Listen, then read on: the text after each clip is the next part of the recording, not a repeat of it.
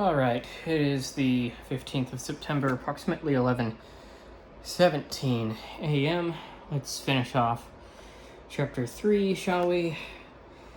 Okay, let me just put these glasses over here.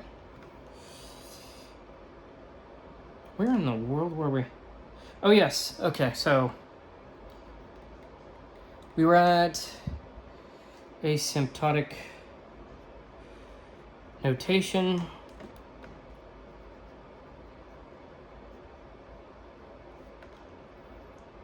In equations.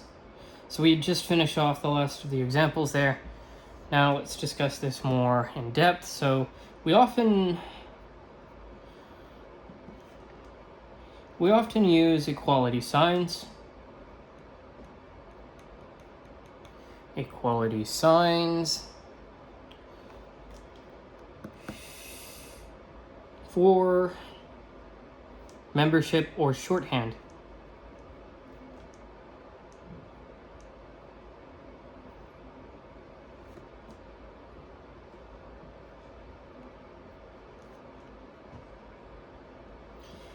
So we have 2n squared plus 3n plus 1 is equal to 2n squared plus theta of n, and this is equal to theta of n squared.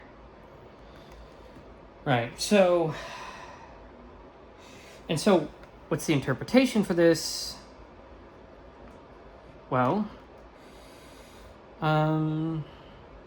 it's just sort of, it's kind of like, the first thing that came up to my mind as an analogy was concatenation, but it's more so just, look at that. We've got 2n squared now. It's like, now we can say theta n squared. We're doing the exact same thing. It's just we're extending it, right? So, the term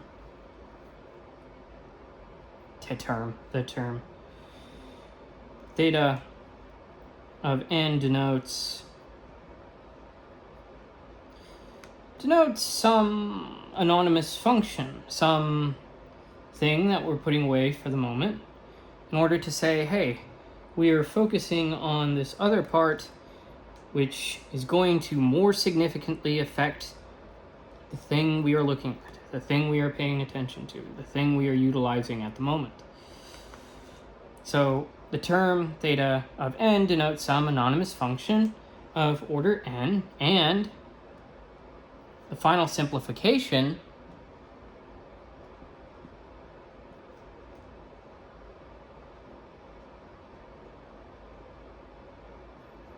that captures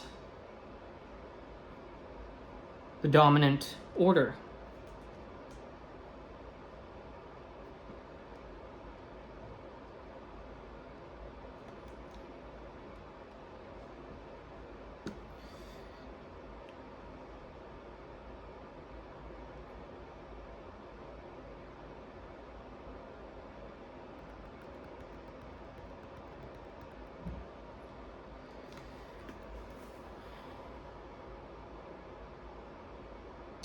So, what are the properties of this asymptotic notation? Because there's actually a few that stick out that relate to all of them. Let's go ahead and go over that. How they all use inequalities, right? So it's like no, but properties of asymptotic notation.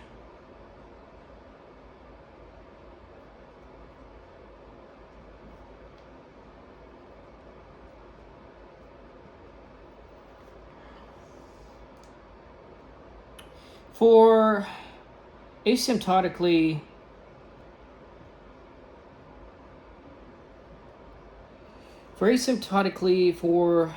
let's see, how would I say this?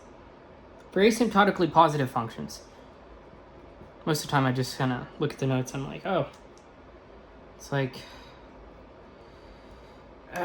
sometimes it's there's a lot of instances whenever, I don't know, it depends on whether or not you've ever had lecture notes before, but there's a lot of times whenever you look at the lecture notes and you're like, I forgot to include this, or, you know, maybe I should have said more on this and such, but lecture notes are like a very, very good thing. I like them a lot. Doesn't mean, you know, you always have to use them. Some people do a lot better without lecture notes, which those are incredible folks, but depends on the subject matter for me. If it's really technical, then I'll stick to lecture notes. But, so, transitivity.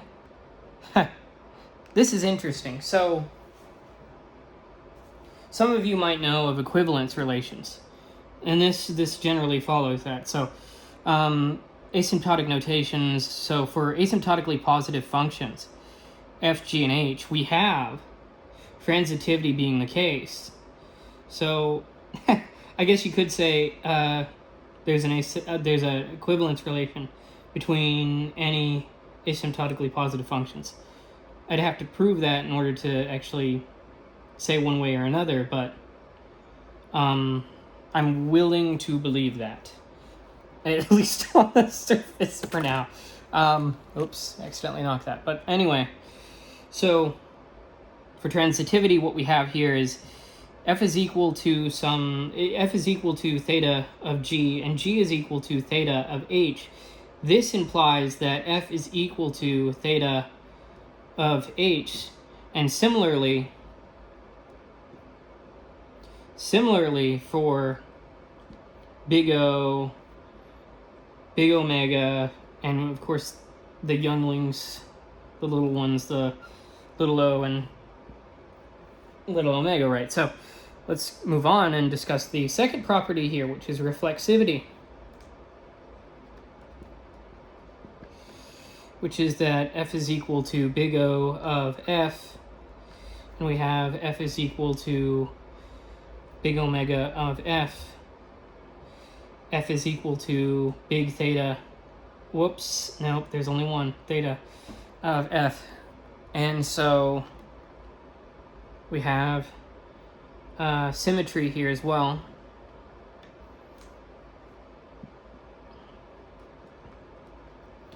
Which is that f is equal to theta of g if and only if g is equal to theta of f. So that's pretty cool. But then there's this other thing, which is like, that's not really equivalence relation material, but I mean, it kind of is. So, which is transpose symmetry.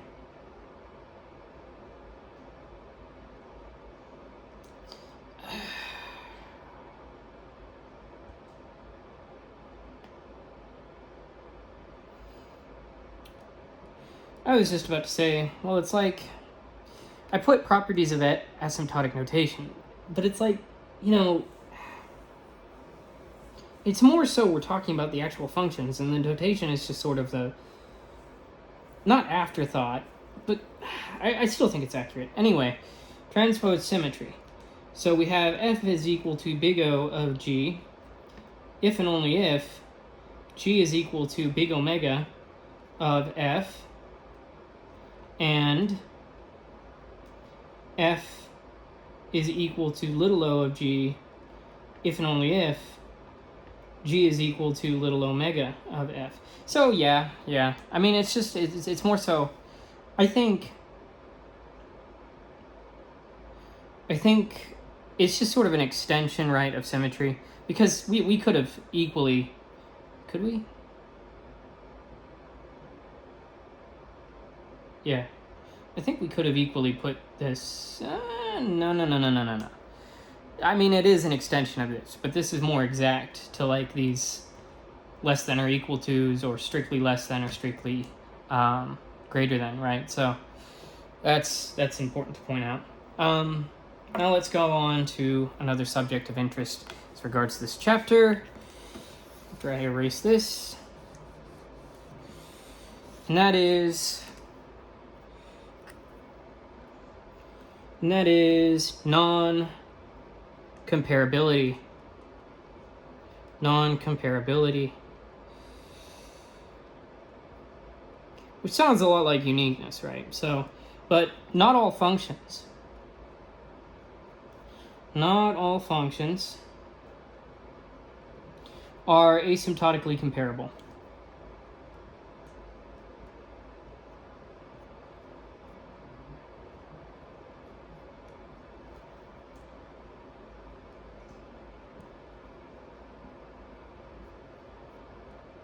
For example,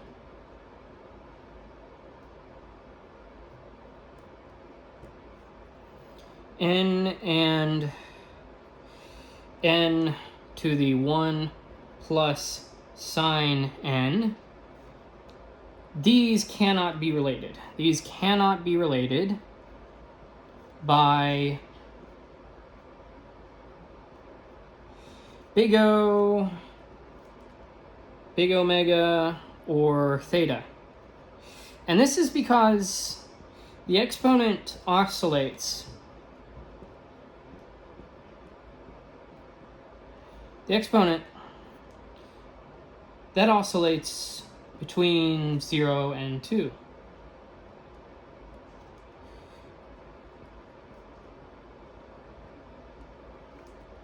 Right? So, it's the problem there. Okay?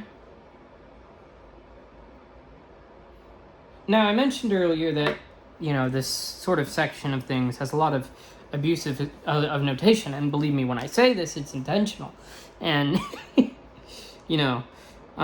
so we have this notion of proper abuses of notation.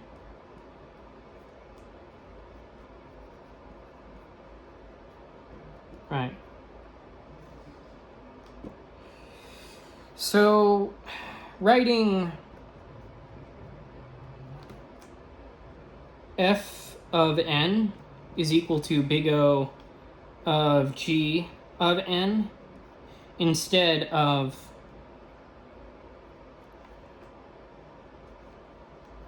f of n is a member of the set of big O of g of n. That's just for convenience sake. I don't really like it, but I'm a more math person, right? I look at computer science from the perspective of math rather than the other way around, right? So I'm of course, I'm not going to be as tolerant of that, but I do tolerate it, right? So okay, but omitting the variable tending to infinity. Again, it's like you can sort of see how it's like this is a very utilitarian thing in a lot of ways, which is like, okay, we shorten these because one, it's easier to teach pedagogically stating rather than formalizing everything set theoretically wise, right? So that's one thing. And then it's like omitting the variable tending to infinity. It's like, well, we don't want to have to write that each and every single time. It's like that's these are legitimate things. It's like this is a legitimate way to reason. That makes sense. And it's like you can have your scruples about it like I have, but at the end of the day, it's like it's not that big a deal. It's like utilitarianism, when applied to something like this, it's like, well, it's not all that consequential in a sense, but I mean, it all adds up in a way. But anyhow, writing t of n to equal big O of 1 for n is less than 3. So this is interpreted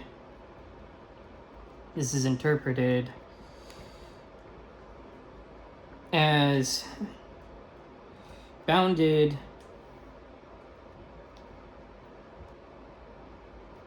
by a constant.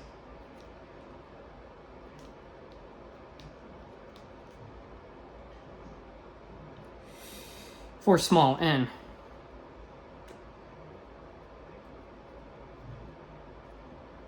Right. Okay. Now, let's see if I have any other. Yes, I do. all of the sins of notation for algorithm analysis are being laid bare. No. Okay, so so using asymptotic notation,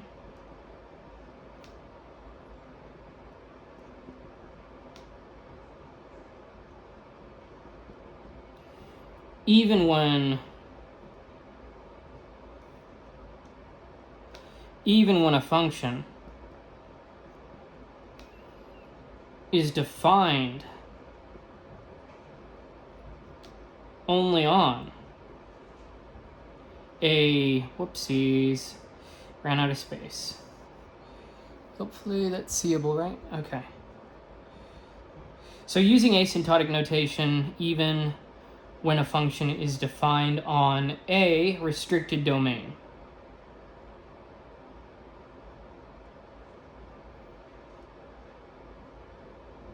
So for example, n a power of 2. Okay?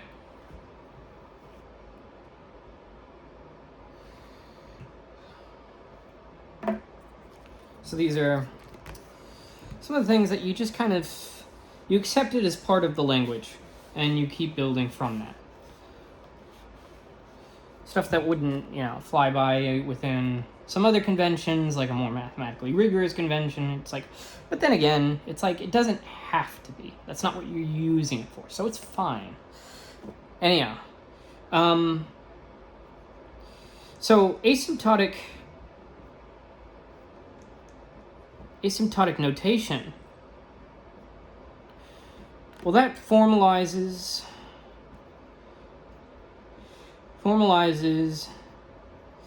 the intuitive act of disregarding, and here's the key, inessential. So it's not a life or death sort of thing, inessential details. At least for now, right? There may be a case where it's like, oh, it turns out that if we would have looked at this each and every single time, we would have found something else. But insofar as we can see, that's not the case. And big notations give loose or tight bounds here.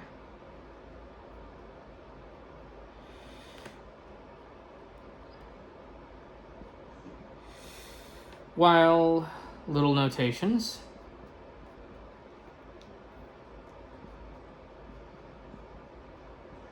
capture strict dominance. In this case, we encapsulate these various things and we say, okay, sort of inessential, at least for now, at least insofar as we can tell, it is inessential to look at the very specific sort of things that lie within these encapsulations. And so the rules and conventions, well, these make up for that. They set up, they ensure consistency.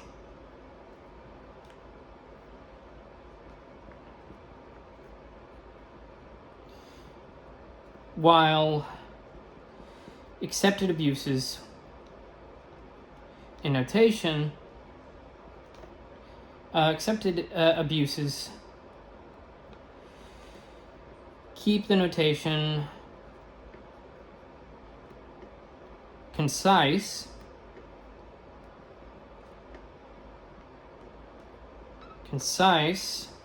without losing essential correctness. Now, remember the key word is essential, inessential.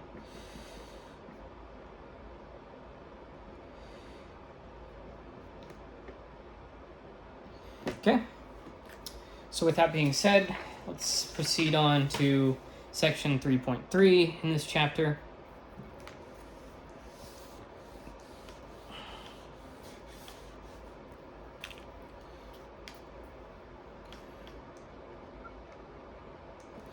Which goes into standard notation, standard notations, and common functions.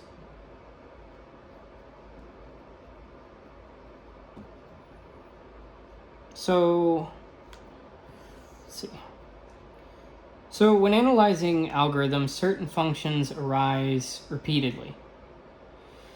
So we're going to get into sort of definitions, properties, and asymptotic growth, and provide a toolkit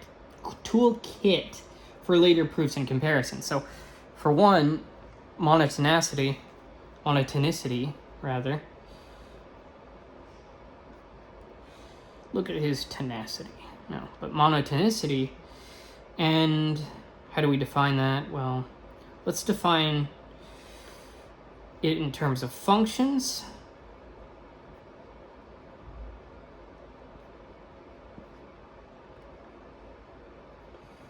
So how do we go about doing that? Well, a function f of n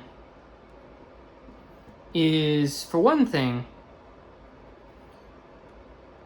monotonically increasing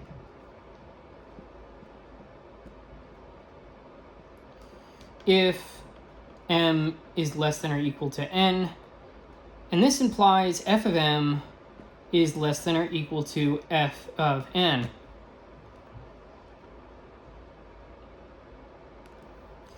And it is monotonically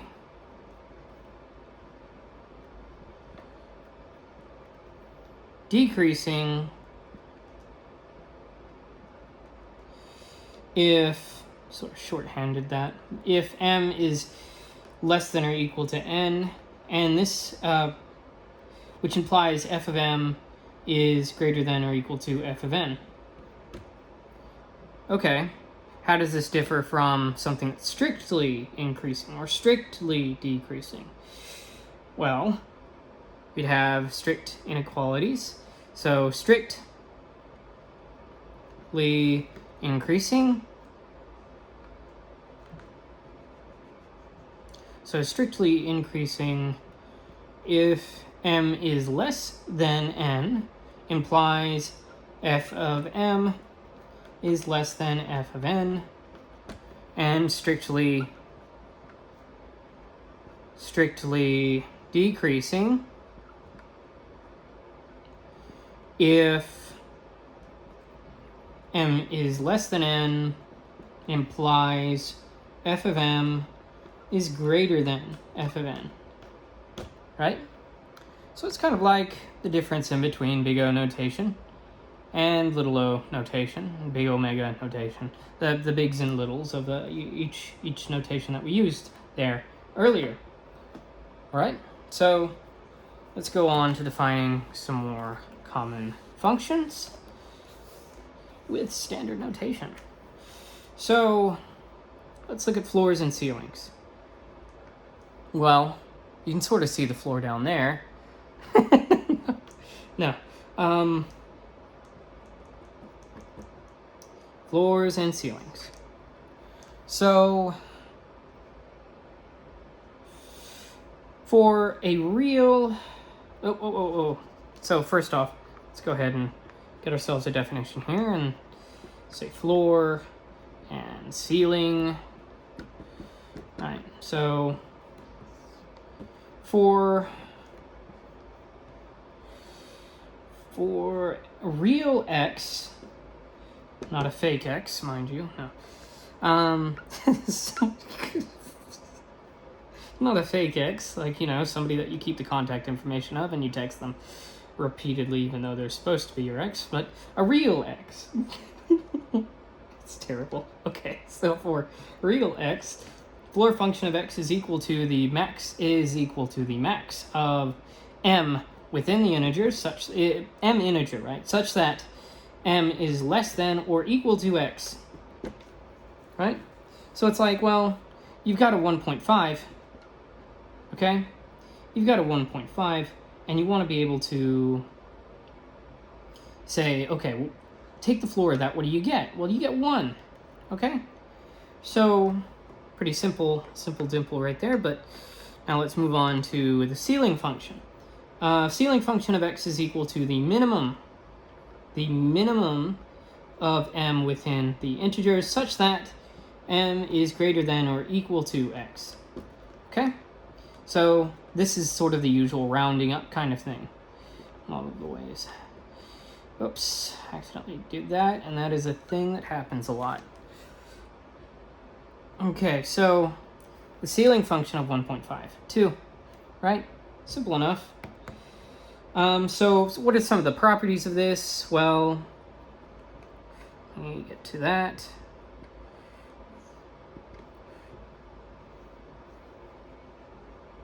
It's supposed to be a ceiling function. There we go. Okay. So the floor function of x is less than or equal to x, which is less than or equal to the ceiling function of x, right? Now, what can we say about adding these two things? So adding the floor function plus the ceiling function, well, that's just equal to the floor function of 2x, or the floor function of 2x plus 1, depending on what you get there. Okay? Now let's move on to some more of these standard notations and common functions.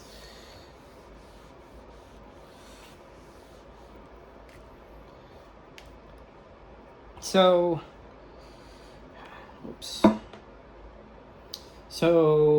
modular arithmetic.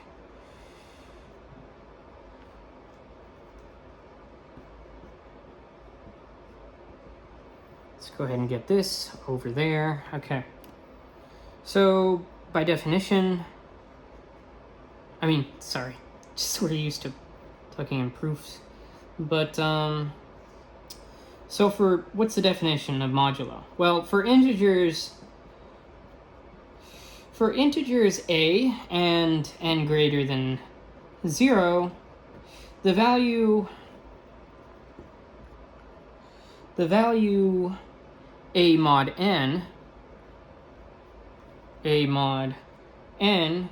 is the remainder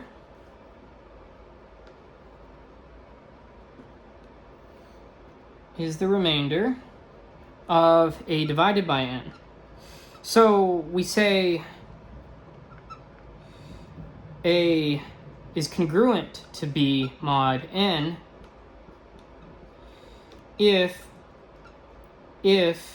n divides open parentheses a minus b close parentheses, so n divides a minus b, i.e. that is a and b leave the same remainder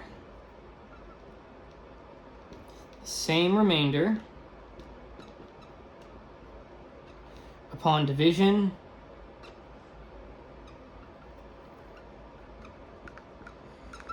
by n, right?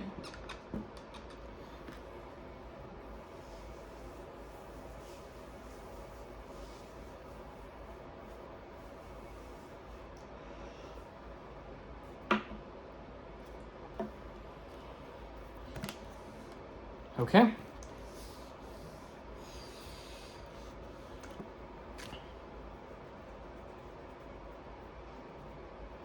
Now let's move on to talking about polynomials more in depth. This is about to run out. This marker is about to run out. I'll finish up polynomials and then I'll probably switch it out for another one. So, definition.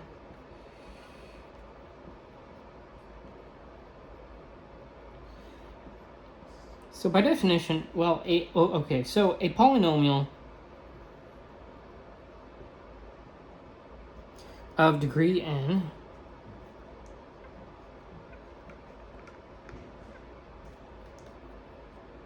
of degree d, is p of n is equal to a sub d n to the d plus a sub d minus 1 times n to the d minus 1 plus on and on, so and so, such and such, plus a naught, a sub 0,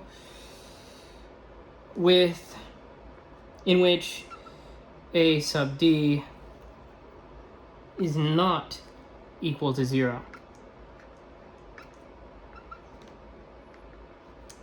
Now, if a sub d is greater than 0, then P of n is asymptotically positive.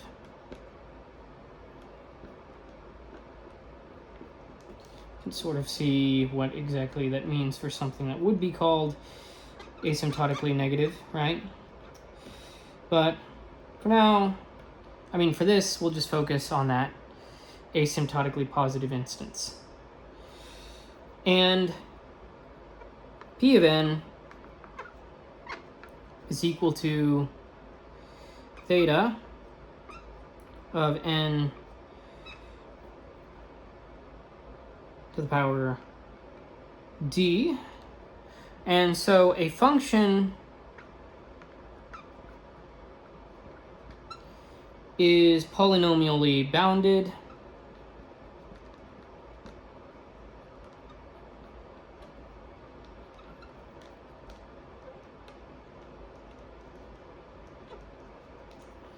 if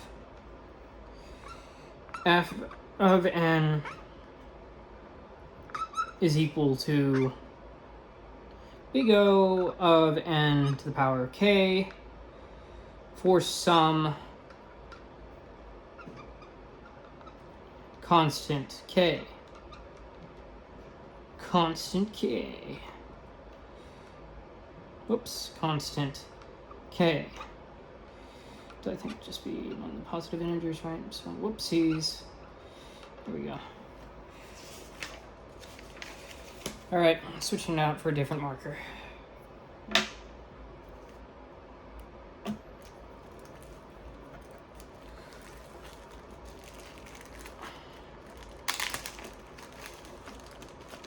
Most out of the tiny markers.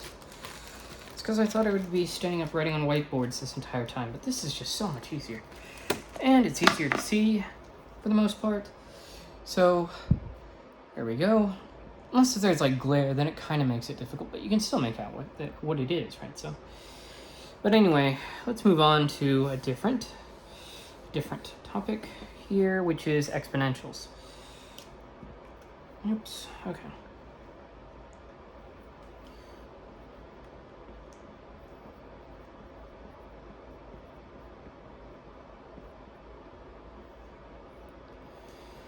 So, let me just move this.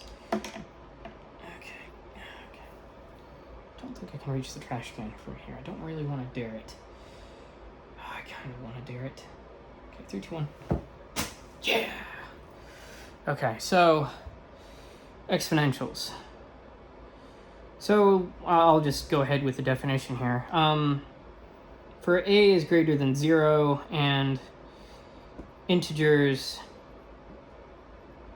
m, n, we have a to the 0 is equal to 1, a to the 1, a to the power 1 is equal to a to the power of negative 1, well, that's just equal to 1 over a. And we have open parentheses a to the m, close parentheses, to the power n is equal to a to the m times n. And we have a to the m times a to the n is equal to a to the m plus n. So if, and we also have if a is greater than 1, then a to the power n is monotonically increasing. Monotonically increasing in n. Now, there's a interesting proposition that I have to give here, which is that, okay, for all, come on. For all real a greater than 1 and b, we have n to the b is equal to 0, is equal to little o of a to the n. Isn't that cool? So every exponential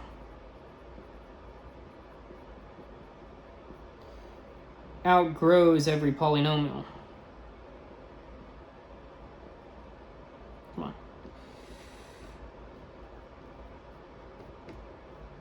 Many-namial.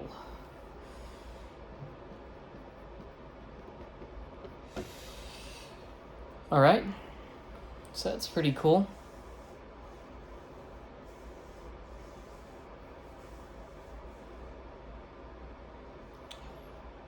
And there's a proof to be had here, right? So let's try and think about that.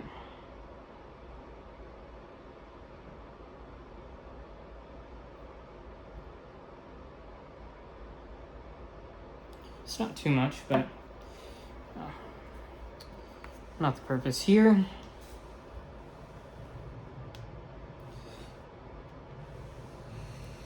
So let's get on to discussing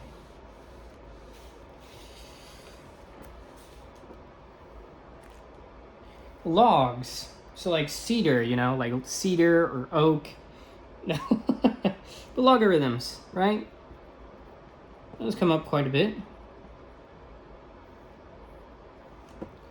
So for logarithms, we use, so some of you may have noticed, just LG, and well, that's equal to the usual log base 2 of n.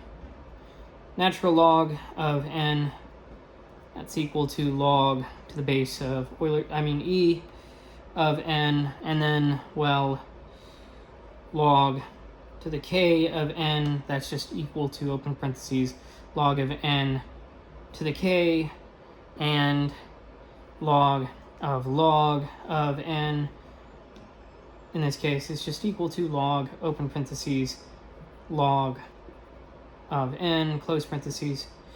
Well, and you know, a lot of people skip like a definition of this, and the logarithm, the reason why it pops up in things like merge sort, divide and conquer, that sort of thing, it's like, well, the logarithm as it was initially defined is a sort of, it's like a ratio of, it's a ratio of two movements in a way. So it's like kind of think like about like a trombone or something like that, and that's the way I think about it usually. Horrible trombone, but looks more like a Dalek weapon. But anyway, so you're looking at this ratio of two motions, and that's exactly what a logarithm sort of encapsulates. There's more stuff to that, and there's a more formalistic definition of what a logarithm is, but I just thought that that's a useful thing to note here because of the fact that it's just so often swept under the rug. Like I'm kind of doing with the more formalistic definition of what it is, but I am providing some measure of intuition behind what a logarithm is. So with that being said, let's get into the properties of this. Properties. So what are some of the properties? Well, actually, just the one for now. Log base b of a, well, that is equal to log of some base c of a over log of base c over b for a, b, c all greater than 0 and b and c not equal to 1. So, and what's the purpose of saying that? Well, so base choice only changes constants. Oh, and I should have plugged, like, if you want to see, like, something more formalistic, you can look at my math history lectures. Just, like, shamelessly plug. Okay, but anyway, so base choice only changes constants in asymptotic analysis. Right? Very good. Now, what else? I think that's it for logarithms.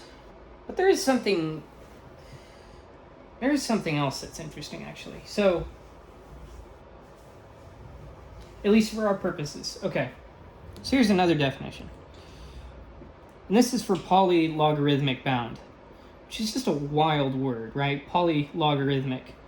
It's like multiple ratios of two things, of two motions. But, gosh dang it. Gosh freaking dang it. I gotta go over here. Okay, there we go. Now, let's see here.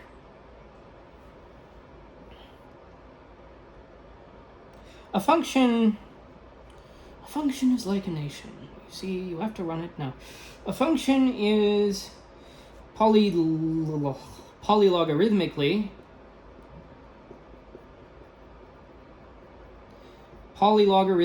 bounded if f of n is equal to big O of log to the k of n for some constant k.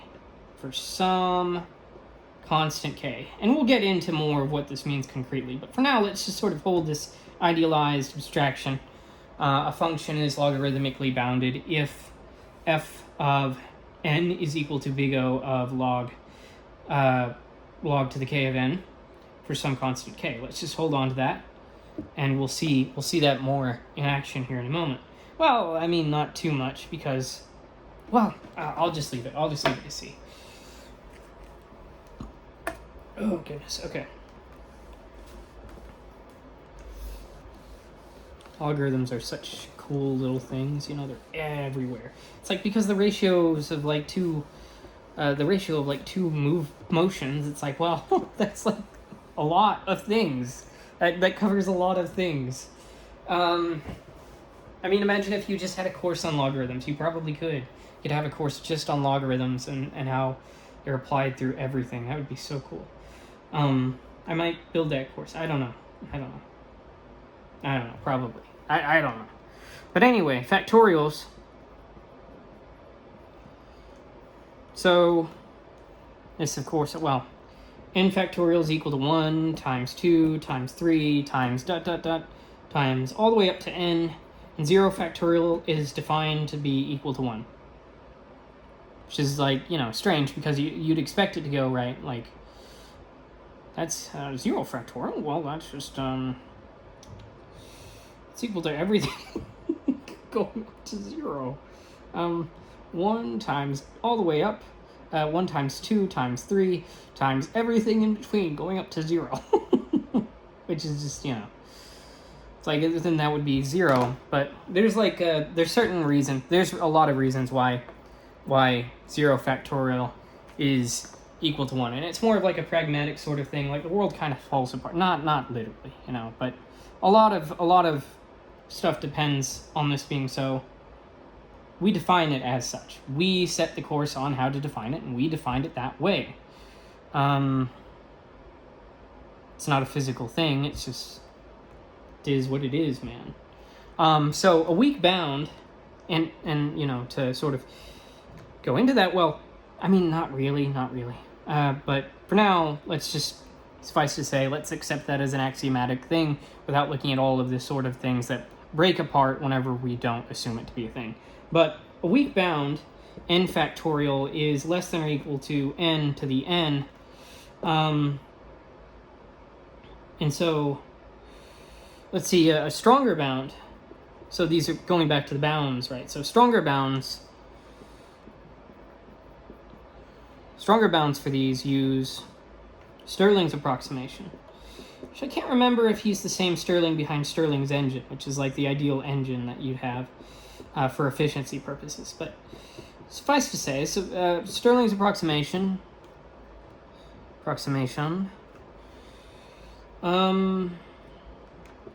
is this. N factorial, this is kind of an interesting marker because this is also used to denote equivalence relations sometimes. But, no, sorry, I just realized. No, I didn't say too much back then. Because I thought I said that equivalence relations, okay, so, no, that's neither here nor there. I said it was an equivalence relation between positively asymptotic polynomials. Said that was the case. I did not say that all of them together make up an equivalence class. There's more to be said on that, but that's neither here. Well, that's not here, but it is there. There being elsewhere in which we discuss that sort of thing. So let's continue right along here and say that n factorial tilde square root 2 pi n times n over e to the n. So that's Stirling's approximation, and anytime a pi is involved, you can guarantee there's probably a circle somewhere in there. But we're not going to go too far into that for now. Suffice to say that this means that so n factorial grows faster. It grows faster than a polynomial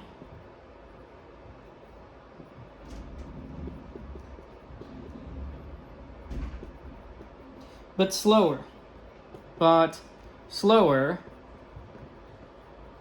than n to the n. Skip to the b, then slower than n to the n. Faster than a polynomial, slower than n to the n. Okay? Now, let's move on to this other part. Let me see. Let me see how far we are from getting to where... Yeah.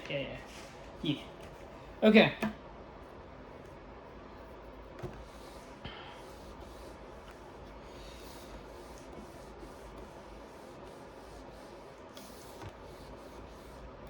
So,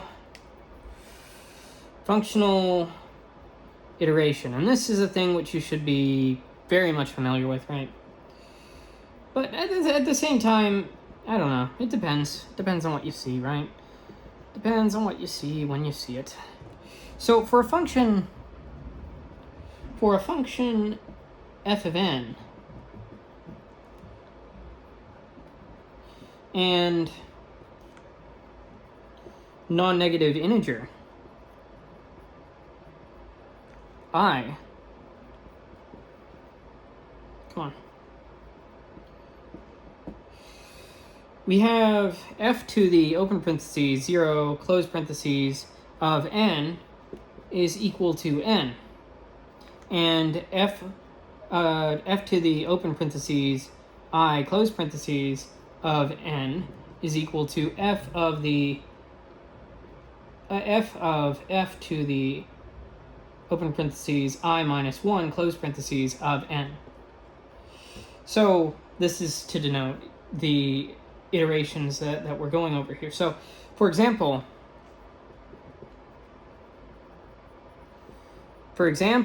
if f of n is equal to 2n, then f to the power of open parentheses I close parentheses of n is equal to 2 to the I times n, because we're going through this iteratively. So what does that mean for, say, logarithms, for instance? Well, let's take a look at that.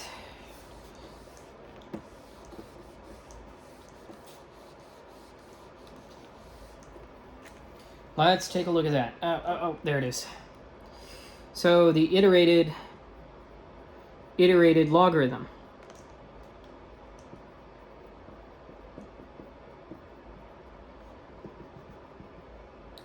So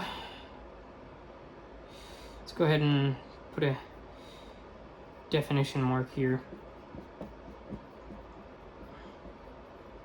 This is going to be a while. Well, I mean, it's not going to be too long. It's just I'm going to be starting out with notation rather than like formal words. So, so the log to the asterisk of n is equal to the minimum. It's equal to the minimum of I greater than or equal to 0, such that the logarithm to the open parentheses I close parentheses is of n is less than or equal to 1. So for instance, on the values of that, so log to the asterisk of 2, log to the asterisk of 2, yeah, that's how you say it, is equal to 1. And then log to the asterisk, and then of 4 is equal to 2. Then log to the asterisk of 16 is equal to 3. Log to the asterisk of 65,536, that's equal to 4. And so if you were to keep doing this, what you'd find is that, well, even for astronomically large n,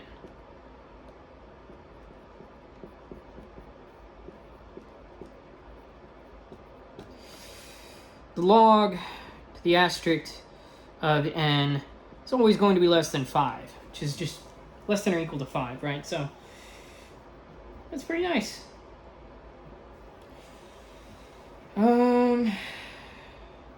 So we have that iterated sort of thing. Iterated functions, iterated logarithms. Now let's move on to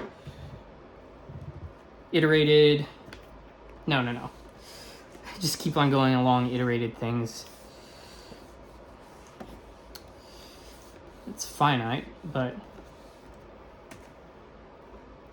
So, let's discuss Fibonacci numbers.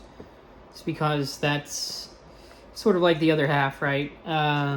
Iterative, recursive. So,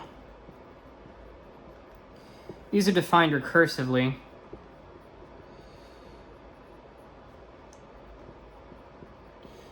And, you know, most of the time people have seen the Fibonacci numbers because they're everywhere. But f sub 0 is equal to 0. F sub 1 is equal to 1. F sub I, well, that's equal to f sub I minus 1 plus f sub I minus 2. And this is the case for I greater than or equal to 2. The sequence, of course, but the sequence would be 0, 1, 1, 2, 3, 5, 8, 13, on and on and on, right? So, you know,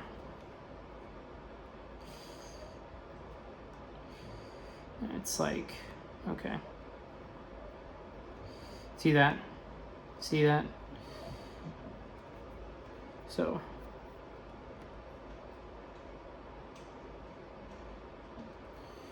that's a sort of, yeah, that's an example of the recursive sort of thing. And this relates directly.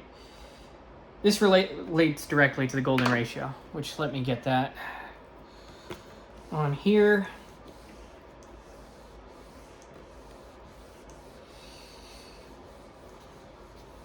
So, golden ratio pops up a lot through everything, and it's more so it's just a commonality. It's just a universality of a thing that just sort of pops up in, like, you know, you see like the spiraling out, the growth of flowers blooming and all of that, and populations and stuff like that. It's just because, well, it defines a very efficient way of growing something. So, no, it's still beautiful. It's still a beautiful thing. And don't ever let somebody tell you otherwise, you know, but it's like a lot of the times people see this, and if you've been working with and looking at stuff like this for like 20 years, you're going to be like sort of dismal. Well, sometimes you're going to be like pretty dismal, and you're going to say things like, oh yes, it's a golden ratio, and all sorts of people see all sorts of cool things with that, but you know, who cares? No, but don't no, don't be a nihilist about it or anything like that. It's still pretty neat. Now, so let phi equal to be equal to 1 plus the square root of 5 over 2, and sometimes called the silver ratio, I believe. Phi cap is equal to 1 minus the square root of 5 over 2. Then we say that f sub I is equal to phi to the power I minus phi cap to the power I, all of that over the square root of 5. Okay? So this shows f sub I grows asymptotically.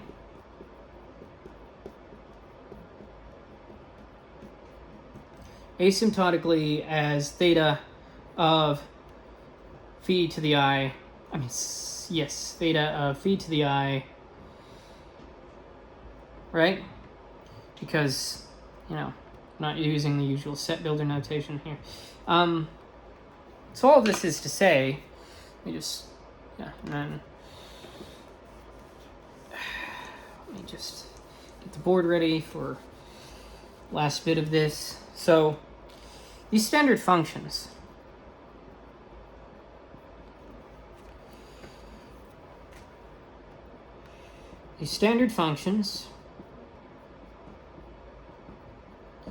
polynomials, exponentials,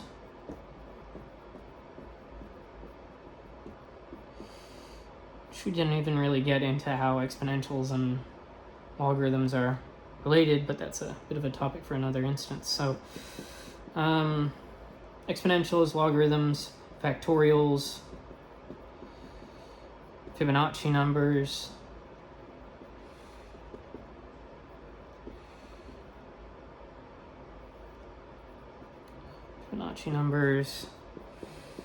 etc.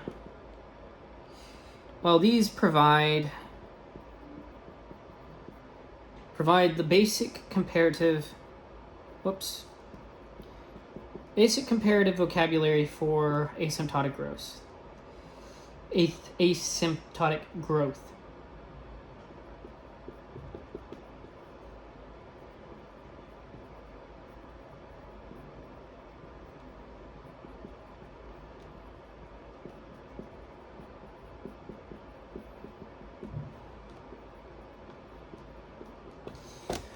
And their properties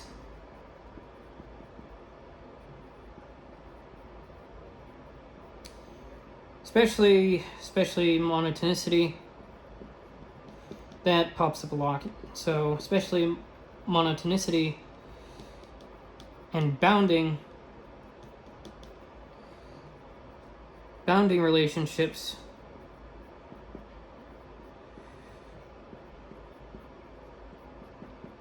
It's like, what's the best relationship? So okay. Bounding relationships are essential. In algorithm analysis.